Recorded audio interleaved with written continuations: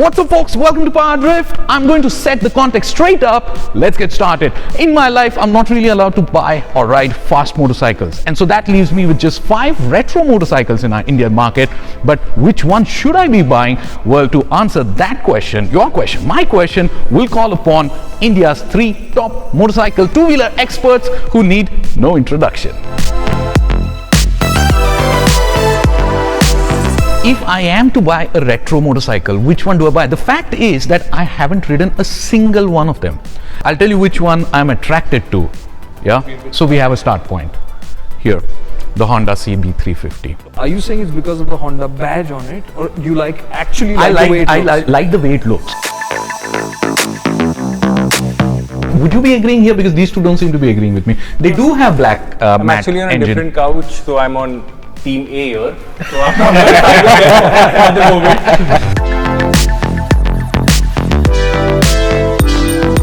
Look, when we talk about retro motorcycles, first thing that we're talking about obviously is the design of the motorcycle, how it looks. And clearly you are enamored of the way the CB350 looks. I think Honda did a really nice job of making it look like an old Honda motorcycle would. And I think that part is really appreciable. The difference between the Highness and the RS is very subtle, but again, they've done it. Yeah, it works. Yep. So yeah, I have no doubt about it that looks right to you.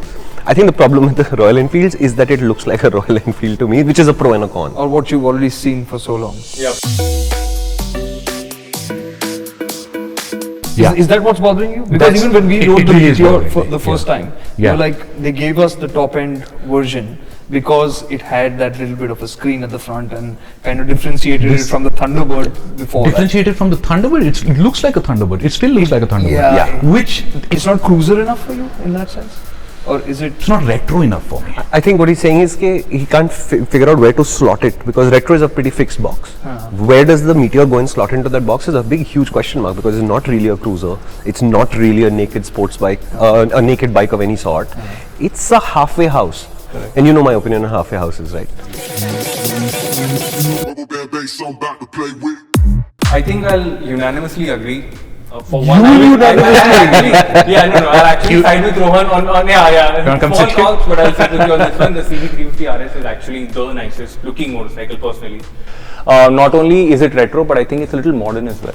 Something that young people who want to invest their hard-earned money and to begin with in motorcycling, I think that's a good motorcycle, attractive motorcycle to begin their motorcycling life with. Yes, what the audience needs to remember is that we might be the top 3 or what did you say, motorcycle experts in the country, but Varun is the country's top young person expert. He knows exactly what the young people want. I'm with you guys.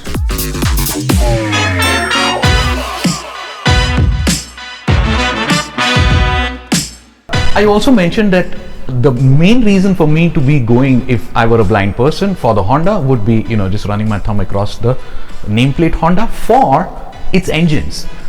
Is that not the case? Okay, wait. Let me put a gun to his head. What is the best engine you think in this group? Forget numbers. In terms of living with these? In terms of all 4 motorcycles, I think the J series engine is the best engine. Okay, so Varun is basically what he means by the J series is the Royal Enfield. What he's saying is the best engine here is the Royal Enfield. Now hold on.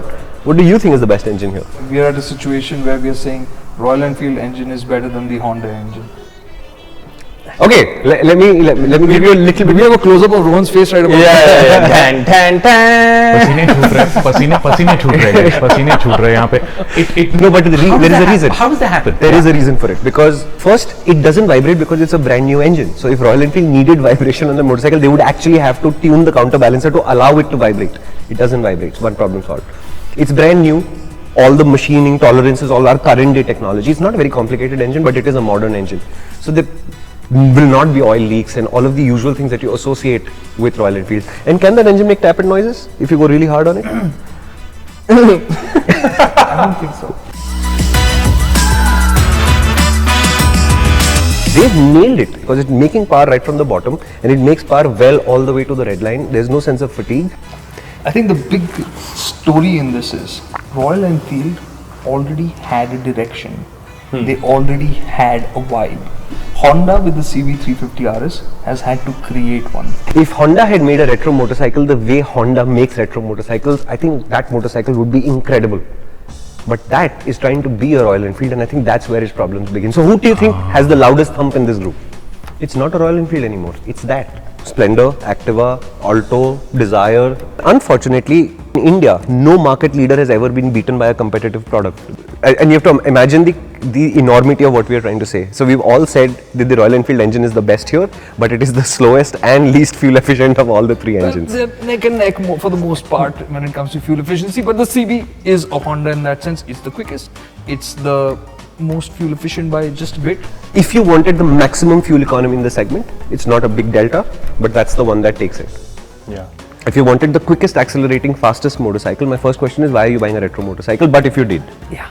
You're right. Yeah. the CB350 RS has it, then comes the Jawa, and then come the Royal Enfields, and the Classic 350 is the slowest motorcycle here. yeah. But I'm telling you this, it is the nicest slow motorcycle you'll ever ride now. Yeah. Because stick it in top gear, 40 kmph, the feeling from the suspension smoothness to the engine smoothness to that toop, toop, toop, toop, toop. It's just, it's incredible. I mean, I hate slow motorcycling, but even I'm willing to do it for like 5 seconds at a time.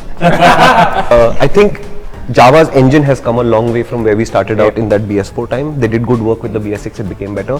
But this little removal of the wall inside the exhaust manifold, the cross port as they call it, that does seem to have done wonders for this engine. It does feel better to ride.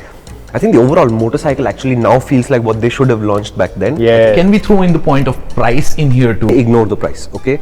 Between the variants that all of these motorcycles come in, they are in a 30,000 rupee ballpark from about 1.9 lakh rupees to about 2,10,000 rupees. Whatever you choose of this is in that ballpark. And my firm feeling is buy what you love, what you felt about, rather than what was best priced, because the price ends when you leave the showroom. It does not exist after that in your life. So yes, I'm talking about 30,000 rupees. It's a large sum of money for many of us, true. But that process ends the day the bike comes home. So don't give it more importance than that. Which one's the most expensive? The Honda, I would say, would be the most expensive, right? I mean, again. Sir, Yeah. Actually, it's the top end version of the Meteor. Meteor. So, well, the lower variants are similar thereabouts. ये but हो क्या रहा है? okay, so all the four motorcycles, How can I be so wrong? all the four motorcycles, the base variants are all roughly 1.9 lakh rupees. So if Around you that want to price tag, pick yeah. the base model, they are all 1.9. Huh. As you go up the ladder with more features, alloy wheels, this, that, and the Variants other, the and prices all that, start rising. As we record this, the Classic 350's price has not actually been I announced. was just going to say that. Right, but we are expecting that it will be about 10,000 rupees more than the less than the Meteor, as just as it was last time, where the Thunderbird and the Classic existed, and that is our assumption as to why we think that the top model of the Classic will sit at about 2.10 lakh rupees.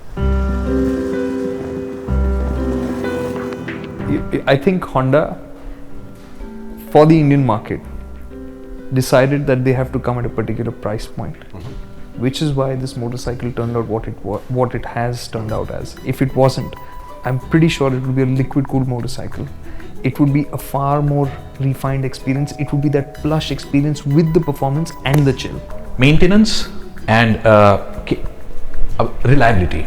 How unreliable will a Honda be that its dealership networks, big wings that you say, is going to really get in the way of the retro experience? So I would say generally in this class, I would not anticipate reliability or service as a major issue. Which one is the most dynamically accomplished motorcycle here? I'll ask you. Wow, my God. Mr. Hayabusa the racetrack, what is the most dynamically accomplished motorcycle? So, oh my God, that's a good one. What did I enjoy? I enjoyed the Classic. I enjoyed the Classic. I like the stance that you're getting. It's not as light steering as the other bikes here, but it's very planted, and they are platform siblings, right? They're sharing everything, right? Yeah. But that rides better. It is more planted even through corners, over bumps. That has a chunkier tire, which has got more sidewalls. It's got more squash, so it ends up feeling a little. Exactly this through corners, which that doesn't. It just tracks. Yeah, I love it. That is the movement. If I was standing up, I'd move my hips, but yeah. Coming up soon, PowerDrift and Nagin song. Loop पे चलाएंगे Kartikeya Singh. Okay, let me ask you a question. Would you rate the Classic even higher if it had the exact same engine from the Meteor? Oh, we'll come to that. No, hold that thought. Hold that thought because that's a very, very juicy question. Let's just stick with dynamics and just get it out of our systems. sure. Comparatively, this is like a modern motorcycle in terms of handling. It goes around corners just like anything else on the market. The Java is lower in feel, but it's all similar. It also runs out of ground clearance. Although this one surprisingly seems to have a little bit more ground clearance than usual. Correct. The Meteor.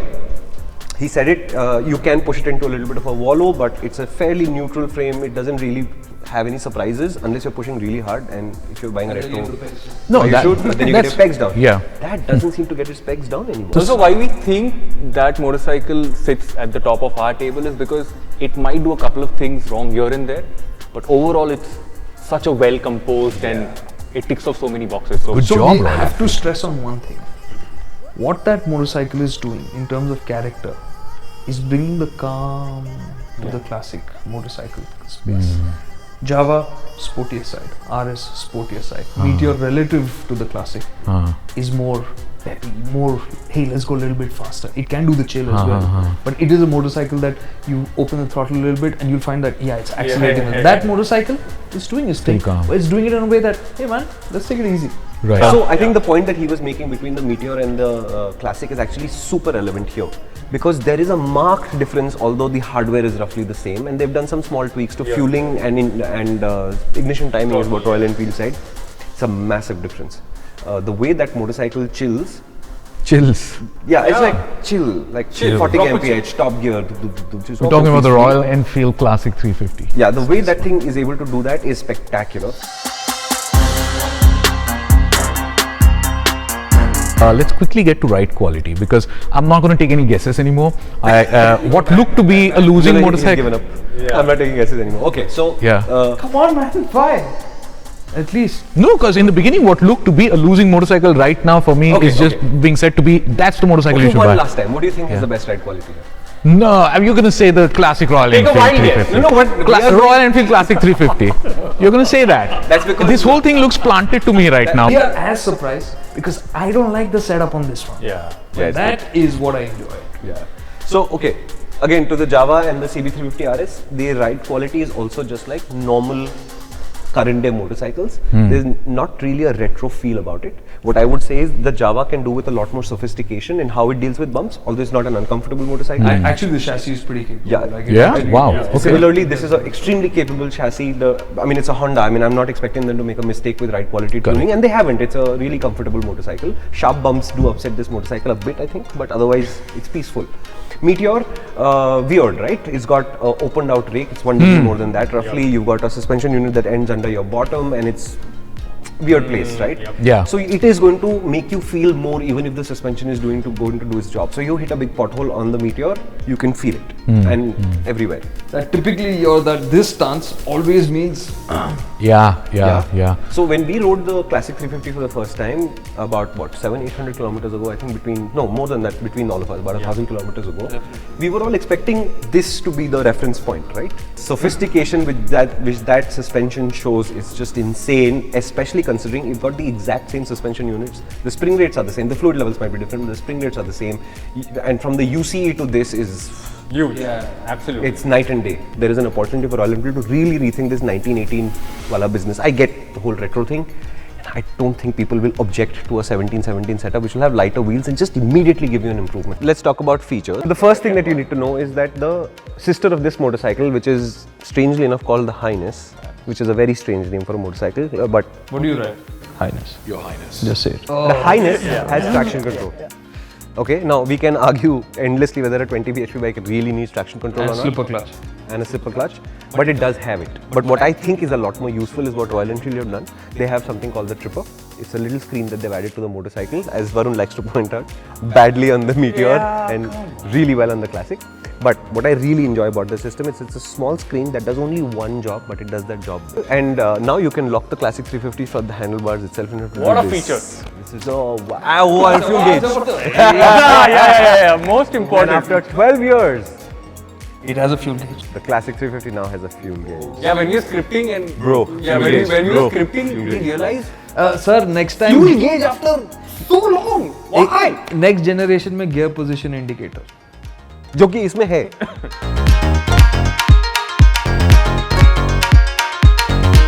And what a lot of people are going to call a bug, and actually I like, is the fact that they have stuck to the ground and they have not given LED anything. There's no LED anything on the Classic. I had to ride this motorcycle in the dark from Prahlad to my house, 11 kilometers, highway traffic. It is one of the least powerful headlamps I have used in a long while. And I think it is because they didn't go to a LED and it would have just solved the problem. What I would tell you is don't buy a motorcycle based on this video, no matter how senior you think we are or how much Or we the know. specs, or the Yeah, performance. Don't buy or the based on price. Don't buy it based on spec. Buy it based on what happens here. And the reason why we all favor that motorcycle is because we test rode it, and that's what your job is. Test ride it and then feel something here. If you feel it, that's the motorcycle for you. And it doesn't matter whether it's the Jawa, it's the RS, it's the Meteor or that. And honestly, amongst फिर LED bulb पर क्यों argument कर? Because that causes a problem with what I can do with the motorcycle. Okay, you guys need to stop. this is getting serious. But I'll tell you Hey, something. I'm a very serious person. Stop. I think retro or not, brakes are important. You can't go if you can't stop. Braking, I would say CB350 RS on top, Jawa next to it. Close, yeah. And the Royal Enfield is primarily missing feel for me. It's not a brake force thing, it's a feel thing. I think in terms of outright handling, I would agree that the RS has the best frame here. But I think in terms of feel and emotion and connection, I think the Classic 350 has a lot more going for it. So I'm not going to take them to the racetrack, right? They're retro motorcycles. And from that perspective, while technically that is the best motorcycle, I would actually be much happier on that motorcycle. Cool. Good. Bye. Time's up.